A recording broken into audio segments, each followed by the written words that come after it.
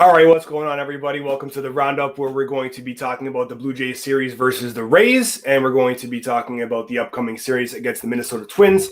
I'm Adam. That's Junior. Junior, are you ready? Let's go! Hey, bada, swing, bada. Hey, bada, swing, bada. Kennedy, swing, bada. All right, Junior, the Tampa Bay Rays, which is typically the Achilles heel of the Toronto Blue Jays, we did beat them in the series, 2 out of the 3 games, only losing 1, where Barrios played very well, pitched a great game.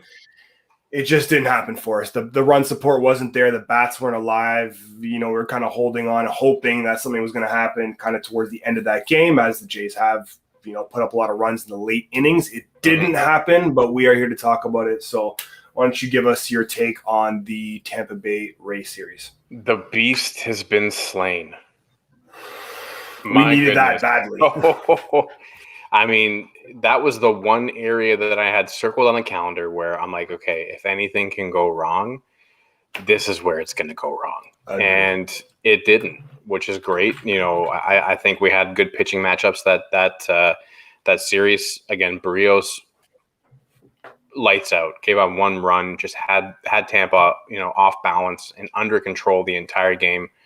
We had some opportunities there to close that game out, but unfortunately, balls didn't bounce the way they needed to. And the Rays are the Rays. You're going to see 4-man outfields. You're going to see 3-4 guys on one side of the infield. They play the angles and they play the odds. So it is what it is. But then we came back, 13 strikeout performance from Robbie Ray to end that thing. So very good to see him solidifying his Cy Young chances, as well as getting that must needed win to win that series. Absolutely. So let's pull up the current wild card standings. The Jays have a day off today, and then they're going to be heading into Minnesota. So we're all tied up here.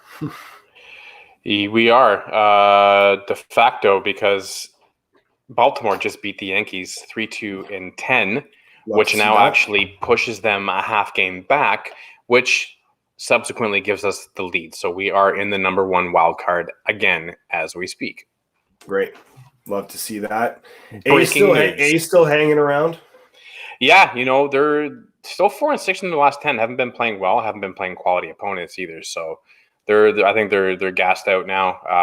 But we'll see what happens with them. But I think they're far enough away where we're comfortable with the 2 we've got with us, which are the Yankees and the Red Sox. Yes. Okay.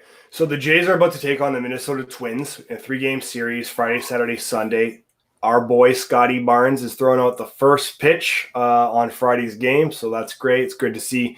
If you've been watching anything on Instagram or kind of around, the Raptors have been walking around town kind of getting a feel, and it's great to see them kind of there, and I love to see them out supporting the Jays. So let's take a quick look here at the series breakdown. Go ahead, Junior. Yeah, so these 2 teams haven't faced in regular season competition since 2019, but they are 4-4 against them. However, these teams are drastically different than they were back in 2019. Twins are 64-63, 4-6 in their last 10, and they are losers of 1. Okay, so the interesting thing here is that we're playing the Twins, then we're back playing Tampa. Yeah. And then we're back playing the Twins for 4 games. Yes, in Tampa, yes. Yeah. So it's going to be interesting how they match up against the series. Let's take a look at the pitching matchups. So we got Ryu versus Pineda. Yeah, so we're looking here at Ryu. His last 7 have not been good. He's 2-3 with a 7.71 ERA, and he's averaging about 5 1/3 innings each start, and he's given up 28 runs. So he's in a bit of a lag right now, and we definitely need him to come out of this, especially when we're coming into the end. Well, we're in the middle of September. This is the dog days of summer, and you can't be 2-3 in your last 7 on a club that's vying for a wild card spot. Then we look at Pineda, who's 3-3 in his last 7.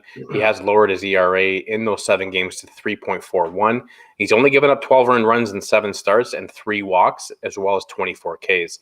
So he is in and around the zone. Being patient with him is not going to work because he does not walk people. So you got to jump on that first pitch. You got to look for fastball, react, and he is hittable. So again, he's the kind of magic that we need in our bats to get everyone going. Okay. And then going Saturday, we got Mats versus Ober. Yeah, so Mats has been sterling shiny in the last 7, 3-1 with a 2.79 ERA. He's only given up 12 earned runs. However, the walks are quite high at 12, but that's why you see his whip at 133 for the year. Then Ober on the other side, 1-1, 3.03 ERA, 36 Ks, only 3 walks and 12 earned runs in his last 7. So he's been lowering his ERA substantially from where it was before. And again, patience might not pay off with him as he tends to not walk a lot of guys and hasn't been giving up a lot of runs. So again, this is the guy you got to jump on early and get into that bullpen. Okay. And then Sunday, we got Manoah facing off against Ryan. Yeah, Manoah's been pretty strong the last 7. He's 2-1 with a 4.43. That ERA is leaking up over his season average, which is not a good sign. He has given up 20 earned runs, but his strikeout numbers are lights out at 42. And Ryan is a ex-Tampa Bay pitcher who was traded for Nelson Cruz. He's 1-1 with a 2.12 ERA in 3 starts, only given up 4 runs, 2 walks, and 14 Ks. Guy's got some pretty decent stuff here, so this is going to be one where you're going to have to be patient. Okay. Let's take a look at the Cy-Watch, where we got Ray here. Numbers, I'm seeing more 1s every time that we talk about Ray. I mean, he's just slowly just chipping away here. Yeah, I was actually going to update on that. So if this is your first time watching, we've been keeping watch. We've actually been keeping Cy-Watch longer than MLB has on Instagram or on their social websites or any of your leading sports channels. We've been doing this for about a month and a half now. So this week, K to walk ratio, Ray is now number 1. Strikeouts per 9, Ray is now number 1. FIP, he's moved up 1 spot to 4, and he is now the highest rated WAR in baseball. Wow. Unbelievable. Okay, let's take a look at the Triple Crown. We're skipping the MVP slide today because we're basically putting all our eggs in the basket of who's your Vladdy getting to the Triple Crown. That's really seems like the only way that these sports writers are going to give him the MVP, if at all. Yeah, so it's going to be tough for him right now. I think hitting the 50 home run mark, hitting the Triple Crown, and getting in the playoffs might be the thing that he needs to do to get this done. But like you said, the writers are just absolutely in love with Shohei right now. Yeah. So 317 on the average, 45 homers, and then 103 RBIs. Yeah, so he's only 2 points ahead of Yuli Gurriel, who's right behind him at 315 on the average. Shohei, the aforementioned Shohei Ohtani, is only 1 home run behind him. And Sal Perez, who has been on absolute heater right now, is he's on 9 cycle. Yeah, he's on 9 RBIs ahead of Vladdy at 112. And some breaking news on Shohei as well is he's dealing with some shoulder issues, so it is unlikely that he will pitch again for the rest of the year. Okay. Oh, there you go. I want to get your prediction on the series. So what's going to happen against the Minnesota Twins? Can we sweep the Twins in this series? I think we can. The only game that I see a bit of a trouble spot would be the Manoah-Ryan matchup. Okay. Ryan's been pitching really well. He's a very highly rated prospect. And, the fact that low earned runs, low walks, pretty decent strikeouts for 3 starts. That's where I would look. But also at the same time, the Twins are kind of out of it. There's not much to play for. They're playing loose.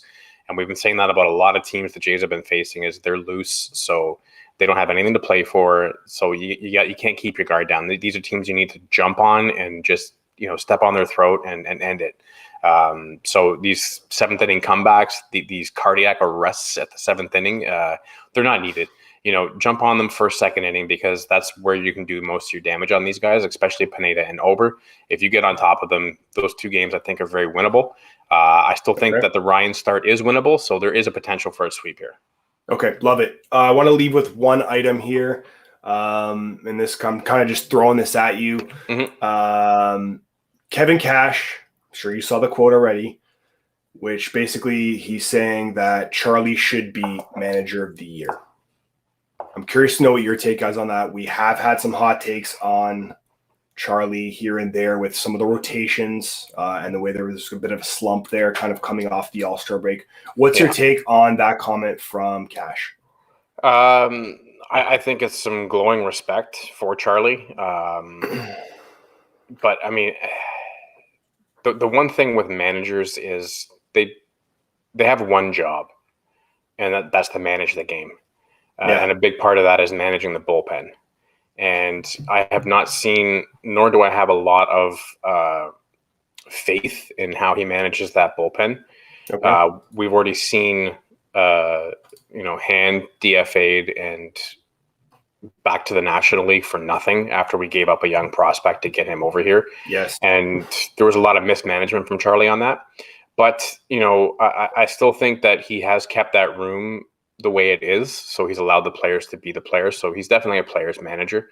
I also did like the nod that they had to Roberto Clemente on Clemente Day, which was yesterday, how they changed their numbers to 21 to go after, to honor the great Puerto Rican Roberto Clemente. So, he tends to do a lot of good things. He stands up for his guys sometimes, but he's not very vocal. So I guess sometimes people can look at that as a weakness when it comes to baseball. If you're not very vocal, then you're not very good. Okay. But he has done a lot of good. So, I mean, can I see it happening? If they make the playoffs, maybe. I mean, this is a very young team, right? We're one of the youngest teams in the league. So, to keep them under control for the playoffs, I can see it happening. But a lot of respect to Kevin Cash. He did groom Charlie. So, yeah, exactly. Okay. Awesome. Well, that's it for the roundup. We want to know what you guys think, so please hit us up in the comments. Can the Jays sweep the Minnesota Twins? Are the Jays going to solidify that top wild card spot as we head into some tough times? We're going to continue to beat these guys out of the race. AL East is hot. Ultimately, we want your subscription, so please hit that sub button. It doesn't cost you a dime. And we'd love to hit that like button as well if you enjoyed this video. Follow us on all of our channels. We got lots of videos coming to you. Check out some of our Raptors gear. And that's it for us. So I'm Adam. I'm Junior. And we're going to see you real soon.